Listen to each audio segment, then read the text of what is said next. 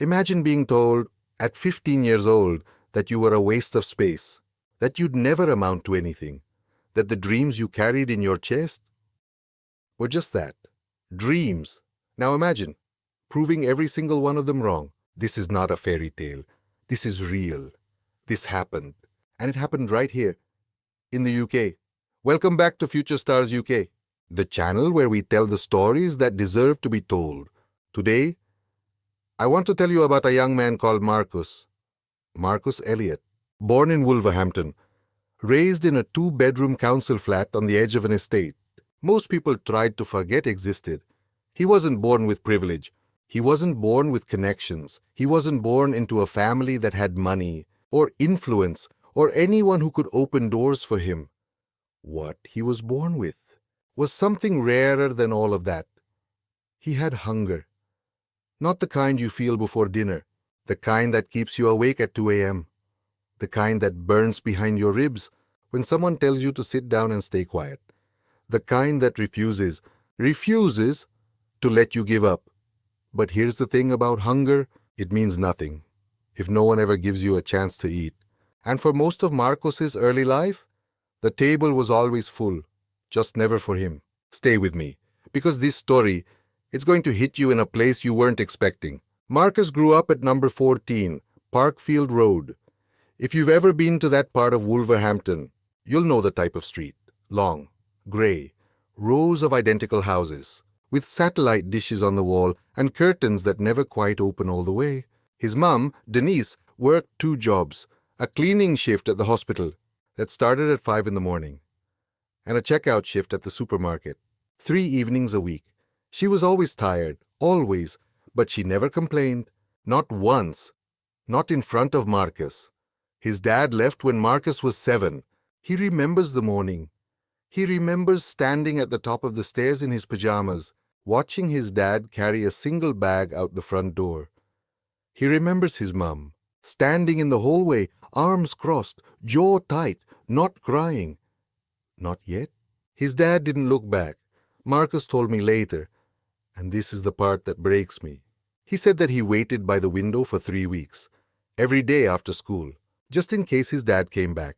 He never did. And something in Marcus shifted that year. He became quieter, smaller somehow, like he was trying to take up less space in the world. Like if he was small enough, maybe people wouldn't leave.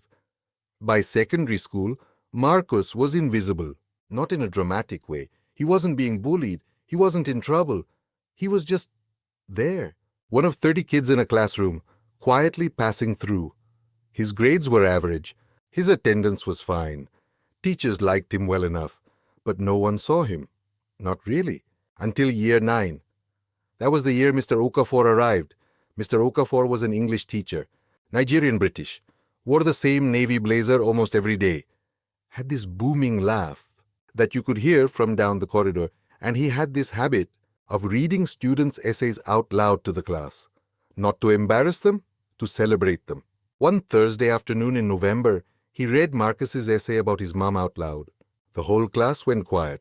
It was only 3 paragraphs, but Marcus had written about watching his mum come home from a double shift at 11 o'clock at night, still singing to herself as she made a cup of tea. He'd written about the way her hands looked, rough, red, tired, but always moving, always doing something for him. By the time Mr. Okafor finished reading, 2 girls in the front row were crying.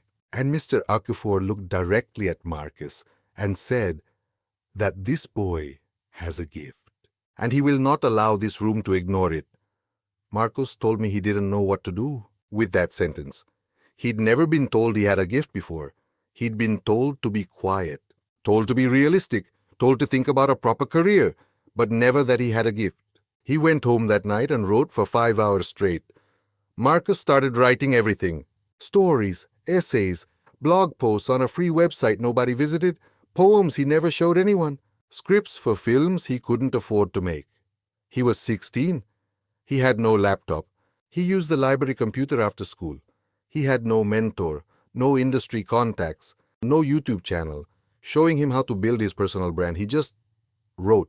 And then, at 17, something happened that felt both like the best and worst thing at the same time. He entered a national young writers competition, submitted a short story about a boy growing up on a council estate who dreamed of becoming an architect. It was raw. It was honest. It was him, just dressed up in a character. He didn't tell his mom, didn't tell his friends. 3 months later, he got a letter. He'd made the shortlist. He was one of 50 young writers selected from over 8,000 entries across the whole of the United Kingdom.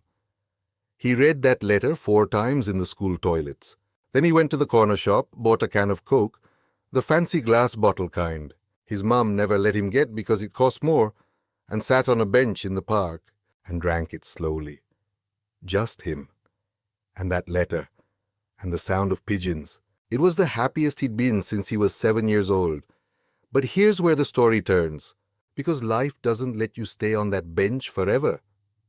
Marcus went to his careers advisor, Miss Thompson, a woman who meant well, genuinely, and told her he wanted to pursue writing, journalism maybe, or screenwriting.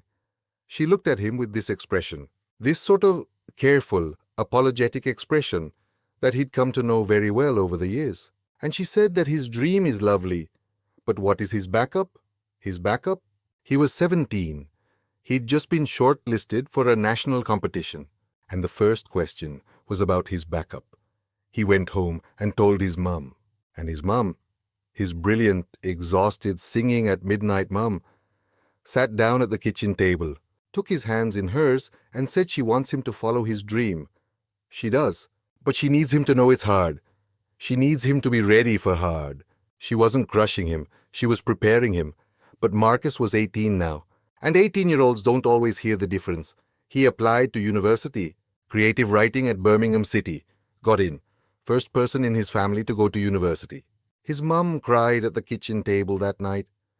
The good kind of crying, the proud kind. But then the rejection letters started coming. Internships he applied for, placements that wanted relevant experience, which is code for your family already has to be in the industry.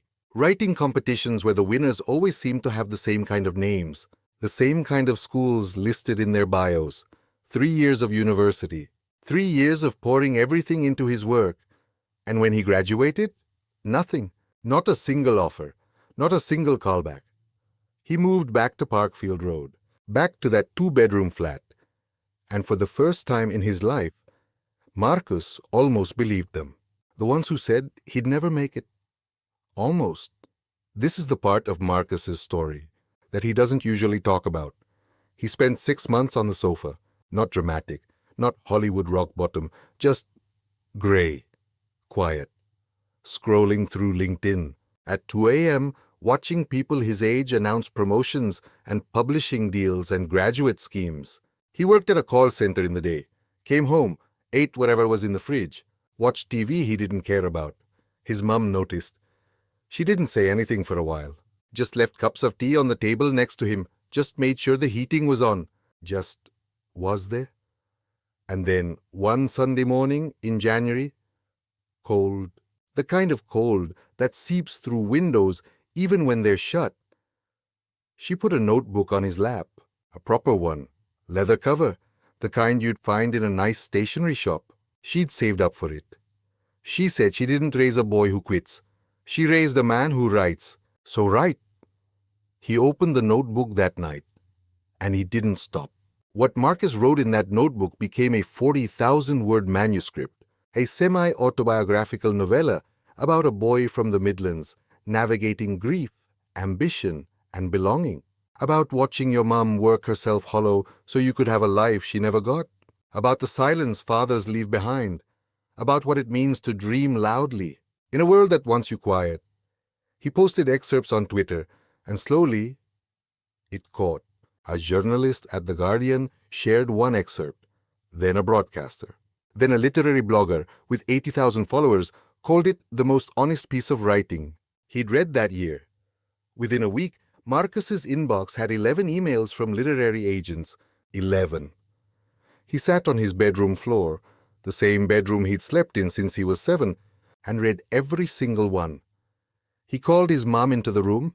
She read the emails over his shoulder, And she did the same thing she did when he got his university offer. She cried. The good kind. But here's the twist, and this is the part of Marcus's story that I think is the most important. When the book came out, published by one of the most respected independent publishers in the UK, the reviews were extraordinary. Newspaper features, radio interviews, an invitation to speak at a literary festival in Edinburgh.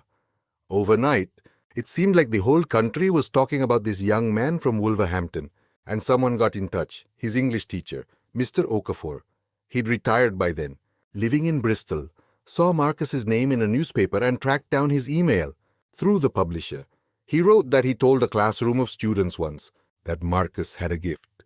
He just wanted to make sure, after all this time, that Marcus knew he meant it.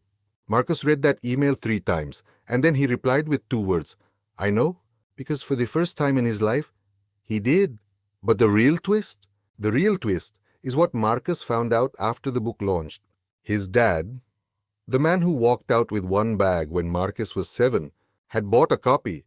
He didn't reach out, didn't call, didn't write, he just bought it. And Marcus's mom found out through a mutual family friend. She told Marcus quietly, one evening over dinner. Neither of them spoke for a long moment. And then Marcus said that he hopes his dad reads every word. The book tour took Marcus to cities he'd only ever seen on maps. London, Manchester, Edinburgh, Cardiff. He stood on stages in bookshops and theatres and universities, speaking to rooms full of people village, who'd been moved by his words. Young people who came up to him afterwards, with their own notebooks, their own dreams, their own council flats and absent fathers, and exhausted mothers they were secretly writing love letters to. He told every single one of them the same thing. He said that the people who told you that you'd never make it were telling you about their limits, not yours. Your story is not finished. It has barely started. And then one evening, at a signing in Birmingham, just 40 minutes from where he grew up, a teenage boy approached the table, maybe 15, wearing a school uniform, slightly crumpled, holding a battered copy of Marcus's book. He didn't have money for the newer hardback. He'd borrowed this copy from the library. He'd already read it twice. He said to Marcus that his teacher read a bit of this to them, and he felt like Marcus wrote it for him. Marcus looked at him for a long moment. Then he opened the front cover of a brand new copy he'd kept aside. He signed it, and underneath his name, he wrote 4 words. Your turn now. Go. Marcus Elliot is 26 years old now. His book has sold over 120,000 copies. Across the UK, he's currently writing his 2nd novel. And yes, he's bought his mum a house. Not a massive house, not a mansion, just a proper house, with a garden in a quiet street, where she can finally open the curtains all the way. He still goes back to Wolverhampton regularly, village, still visits Parkfield Road. He says the street looks the same, but he doesn't. And when people ask him what the secret was, what got him through the years of rejection, the sofa, the call center, the silence, he always gives the same answer. He says his mom left a notebook on his lap, and she believed in him when he didn't believe in himself. That's it. That's the whole secret. There's a version of this story where Marcus listened to the careers advisor, where he took the safe path, buried the notebooks, got a realistic job, and forgot about the gift Mr. Okafor saw in him. There's a version where he stayed on that sofa, but he didn't. And here's what I want you to sit with tonight. Every single person who ever told Marcus Elliot he'd never make it is now living in a world that knows his name. Think about that. Whatever you're carrying right now, whatever dream feels too big, too far away, too embarrassing to say out loud, I want you to hear this. The fact that it scares you is proof it matters. The fact that it feels impossible is proof it's worth fighting for. You are not too late. You are not too much. Village and the world has not heard the last of you. If this story moved you, even a little, please hit that like button. It genuinely helps more people find stories like this one. And if you're new here, welcome. This is Future Stars UK, and this is what we do. We find the stories that almost didn't get told, the people who almost gave up, the dreams that almost didn't make it. Because almost is not the end of your story. Subscribe so you don't miss what's coming next. And I want to hear from you in the comments below. Was there ever a moment when someone told you that you'd never make it? How did you respond? Tell me. I read every single comment. Until next time, keep going.